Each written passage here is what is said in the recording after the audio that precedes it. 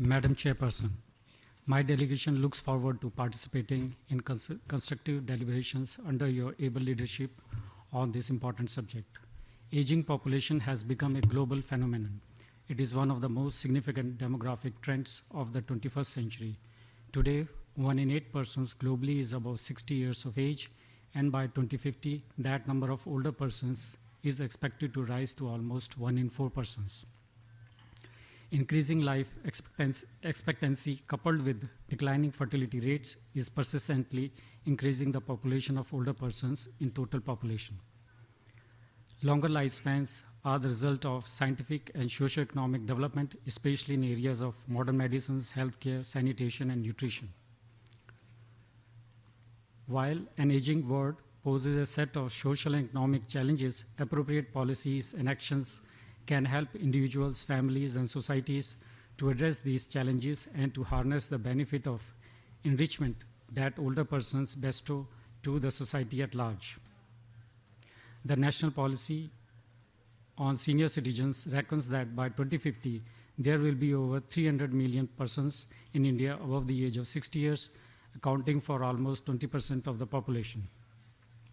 Madam Chairperson, the priority themes for this year's meeting is of utmost significance for my delegation.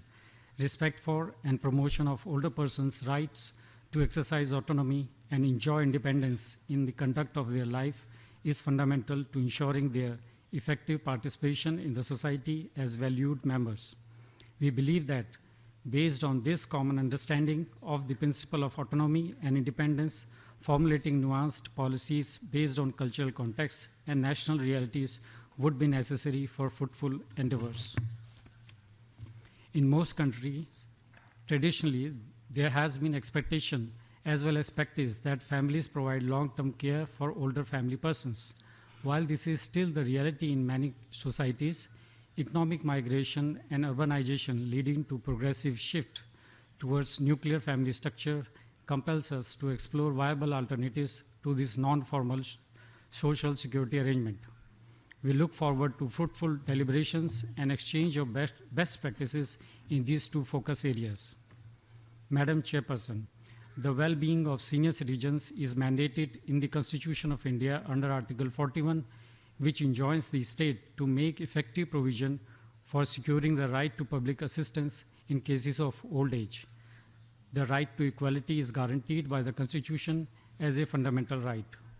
Pursuant to these provisions, India has undertaken a number of steps to safeguard the dignity of older persons, particularly in the context of priority areas of the Madrid International Plan of Action through a multi-stakeholder approach involving local bodies, communities, and civil society.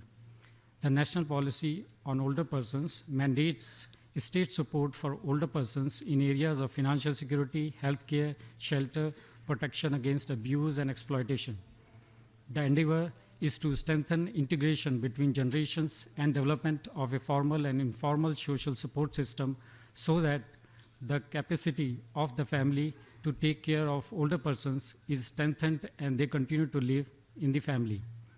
The policy seeks to reach out in particular to the bulk of senior citizens living in rural areas who are dependent on family bonds. Vulnerabilities of older women, especially widows, and requirements of oldest old have been given special consideration. The National Program for Healthcare of Elderly provides preventive, promotive, curative, and rehabilitative services for older persons through healthcare facilities. The challenges of providing long-term and palliative care are being addressed through community-led initiatives such as training of neighbors as caregivers. Successful models of community ownership have worked wonders even in financially poor communities and provides an exemplar model of community-based palliative care for low-resource settings worldwide. Pension schemes, free legal aid services, targeted insurance coverage, and other facilities such as higher rates of interest on saving, tax rebates, travel discounts, and reduced banking charges and preferential banking services contribute to ensuring dignified life for older persons. A pension scheme for senior citizens has been launched by our Prime Minister to ensure assured rate of interest on small savings of older persons. Financial assistance is provided to public and private entities to establish and maintain old age homes, recreation centers, and mental health care facilities.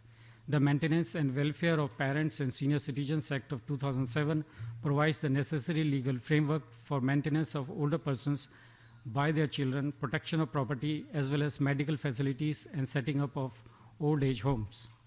Madam Chairperson, we will continue to actively participate in the discussions of the working group and at other UN forums on this important issue.